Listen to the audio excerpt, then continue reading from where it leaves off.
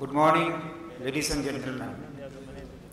On behalf of the Indian Dairy Association and the organizing committee of the 43rd Dairy Industry Conference, I extend hearty welcome to all eminent dignitaries on the dais, distinguished delegates and esteemed guests for their gracious presence at Science City Auditorium to attend the 43rd Dairy Industry Conference. At the outset, we extend a very warm welcome to Mr. Swapan Debnath, Honorable Minister in charge, Department of Animal Resources Development, Government of West Bengal, who has, in spite of his very busy schedule, has accepted our invitation to attend this Dairy Industry Conference. I thank him. May I now will give a small token of love to Mr. Debnath. Mr. Jeremy P. Hill, President, International Dairy Federation, who has kindly agreed to come to India to attend the Dairy Industry Conference. We will felicitate Mr. Hill. Thank you, sir, for your kind presence in the Dairy Industry Conference. India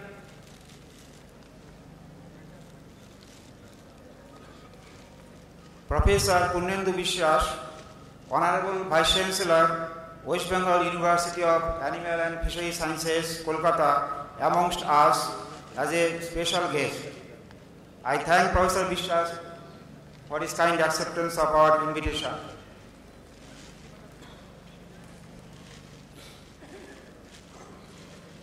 Hearty welcome to Mr. T. Nandakumar, Chairman, National Dairy Development Board, who has kindly agreed to deliver the keynote address. I am sure his deliberation will enlighten the delegates with new ideas.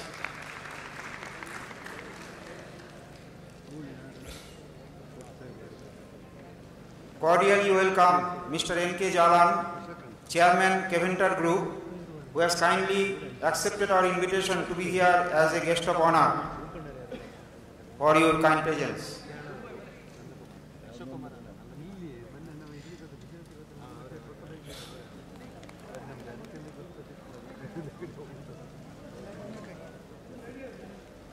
Needs no introduction to the dairyman of India. His presence in this conference will reap high dividend to those who have assembled here. So thank you very much, sir, for accepting our invitation to be here. On behalf of the organizing committee, I extend warm welcome to exhibitors, advertisers, and sponsors who have contributed immensely to make the 43rd Dairy Industry Conference a grand success. Lastly, but most importantly, I, on behalf of the organizing committee, extend my heartfelt gratitude to Dr. N.R. Bhasin, President, Indian Dairy Association, who has been our guiding force in organizing the conference meticulously. I once again thank him to be here to make this event a grand success.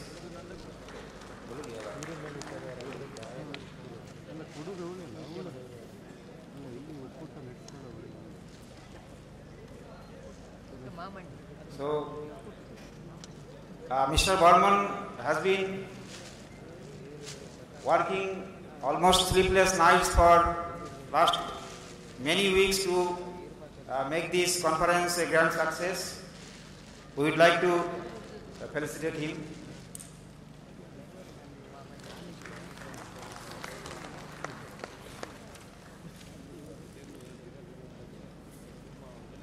The Indian dairy industry has crossed many hurdles and has emerged as the highest milk producing country in the world.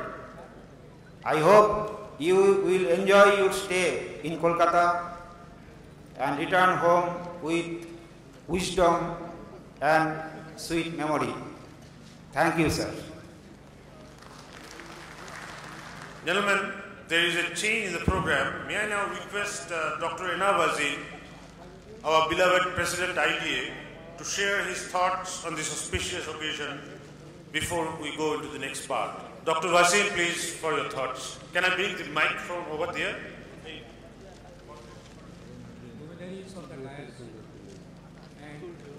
Fellow members of the Dairy Association,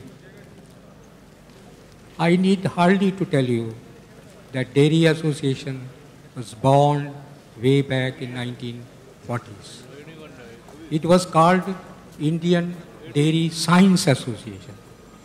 Later on it was realized that the association will have problems if it deals only with the scientific person and other strata of the society is not able to contribute their might to the dairying in India.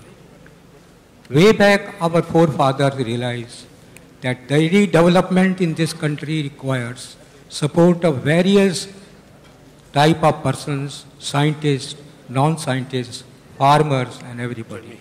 And therefore, with the consent of everybody, the Indian Dairy Science Association was named as Indian Dairy Association. Way back in 1947, when we acquired independence, the first president of the Indian Dairy Science Association was the grandfather of Mrs. Maneka Gandhi, who was a great farmer in Punjab, western Punjab. He used to maintain a herd of cattle at Mount Gubri. It was the wisdom of the Indian administration that the first chairman of the dairy science was a farmer, and he is still connected with us. One of the important activity that the Indian Dairy Science Association conducts is organizes a national level conference as the one we are doing today for the purpose. So the East can meet West, South can meet North, and North can meet all parts of the country. The next year conference will be in North at Karnal, which is the university, and we hope that our wisdom will prevail on Karnal. The Vice Chancellor is on my left. I take him that he will be on my right in organizing the dairy industry, next dairy industry conference at Karnal. I see large number of farmers attending the conference. This is a change. Farmers come from different parts, have come from different parts of the country to participate. I welcome them on behalf of myself, on behalf of the Indian Dairy Association, and hope that their participation will be. I want to tell one story before I complete. Hand over the mic to my colleagues. Mahatma Gandhi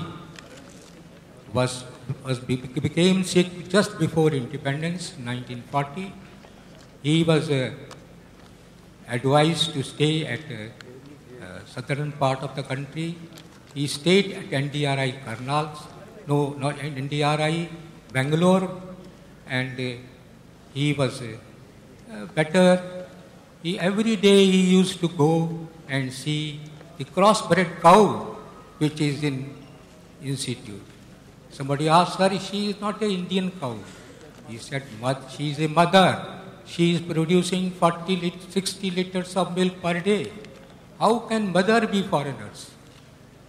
All mothers who allow their children, their kids to look after themselves with the help of milk are our motive. Gandhiji had great admiration for the cow Jill, which used to produce 64 liters of milk a day. He said, India needs billions of these cows. And our objective should be to produce millions of jills once again in this country for the prosperity. Thank you very much. Now, we will request our chief guest today, Dr. Jeremy P. Hill, to inaugurate the function, to inaugurate the Dairy Industry Conference by lighting the auspicious lamp. I would request Dr. Hill to come forward, and I will request other dignitaries also to join him.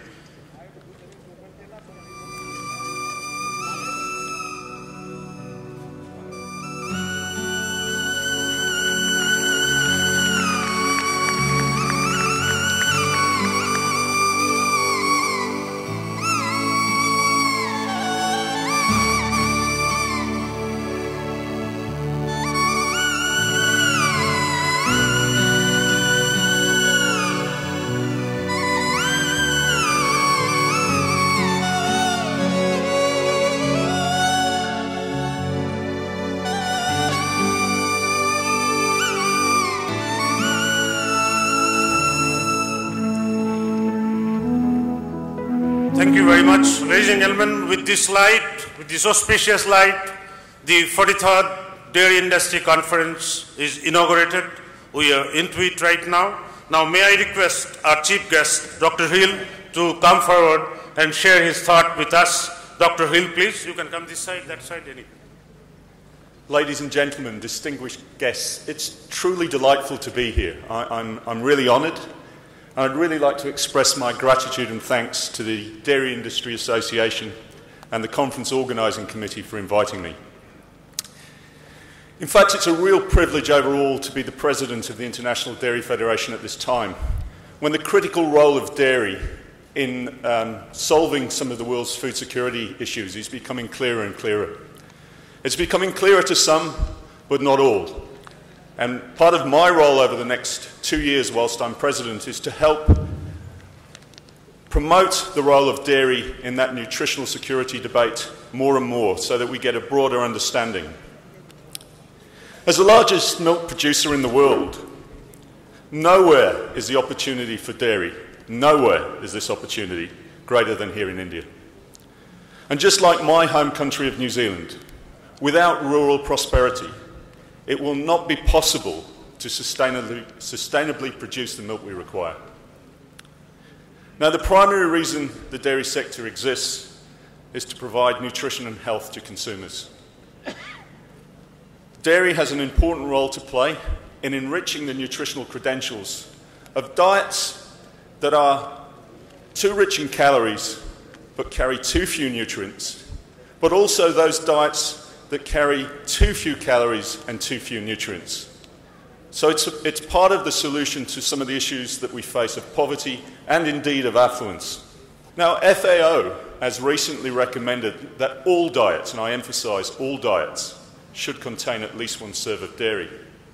But there's ample and in fact growing evidence that 3 serves of dairy a day will provide a range of additional nutrition and health benefits to the population. Now, in this respect, on a global basis, India is doing very, very well. I believe that current production is around 140 billion litres a year in terms of total production. So you are in a position of providing roughly 1 serve of dairy to your population.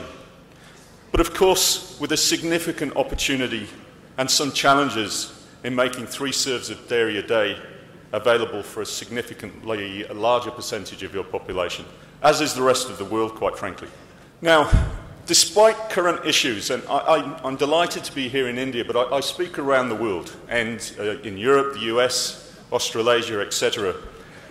And we live in a very volatile world when it comes to just about everything, but particularly agricultural commodities and indeed dairy.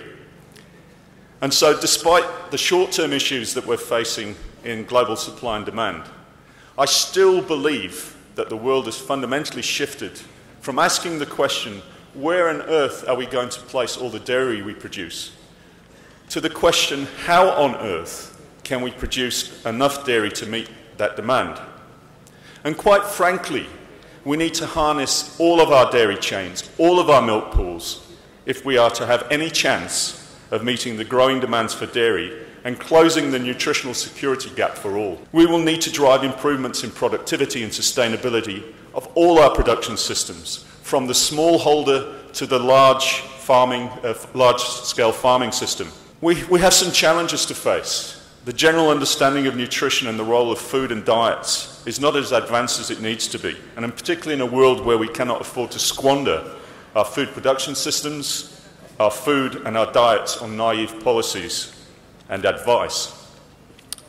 We'll need to move away from a reductionist view of nutrition, looking at individual food components as if they're chemistry, and consider the complex way in which multiple food components act within complex diets and indeed individual lifestyles.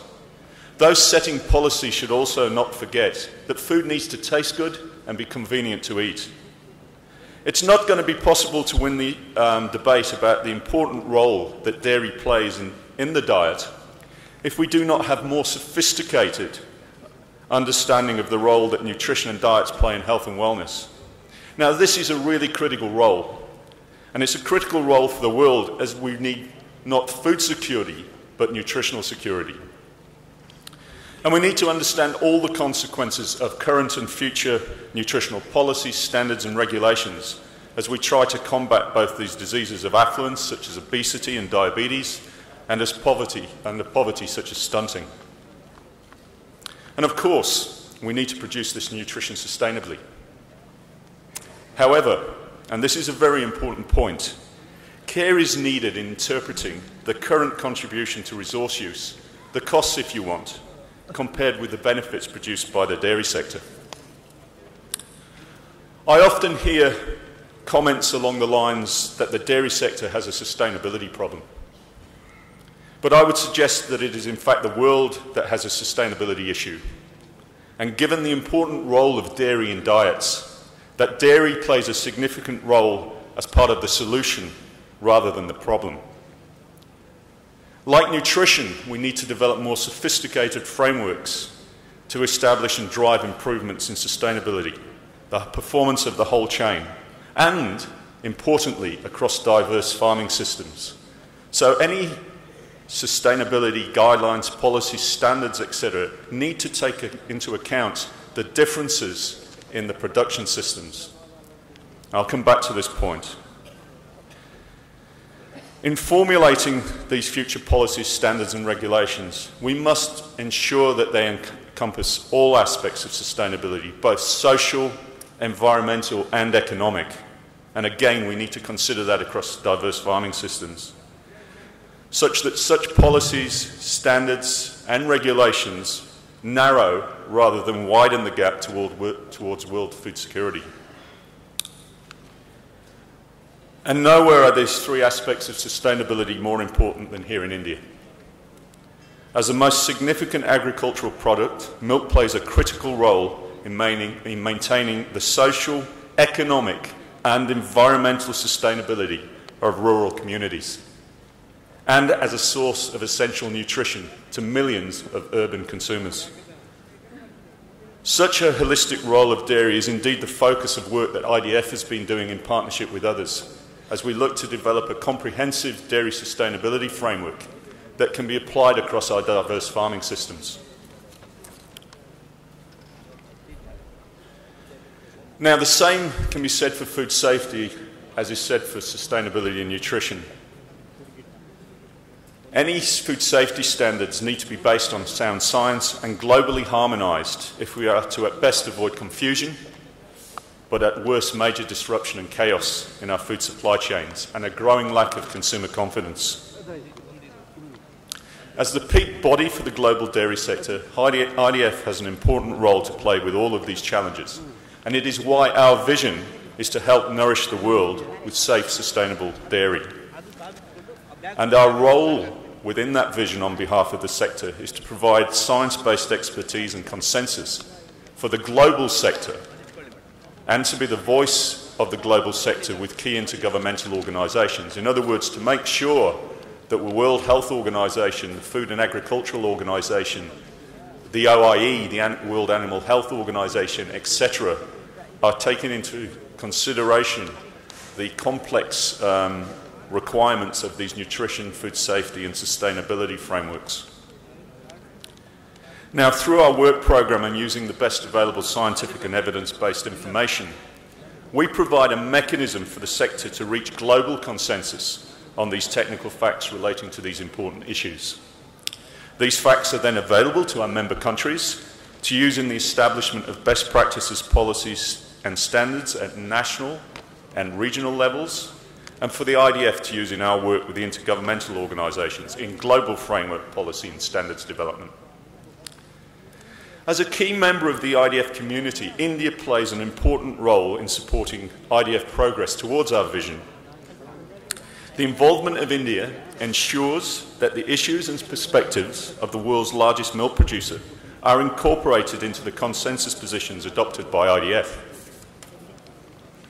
The support of India, together with our members, has helped IDF shape the operating environment for the sector. And I can say with absolute confidence, given the IDF was established in 1903 and has literally helped the production of hundreds and hundreds of standards, policies and frameworks, that the dairy sector today would not be as effective, as efficient or as resilient had it not been for the work of the IDF. Now, to enhance the ability of IDF to support the dairy sector, we are indeed putting increased focus on those three areas I've just mentioned: nutrition, food safety and sustainability, which are of course important issues here in India. Now, meeting the future demand for nutrients supplied by dairy and ensuring we have the right nutritional, environmental, food safety and other policies, standards, regulations, etc. in place to facilitate this important role of the dairy sector is a goal that I really, as I said earlier, I'm looking to drive over the next 2 years, which is the remaining tenure of my presidency, as I firmly believe that this is going to be critical for not only the future of the dairy sector, but also the future of the planet. Thank you, ladies and gentlemen. Now, may I request Sri T. Nandakumar, Chairman, National Dairy Development Board, for his keynote address. Sir, please.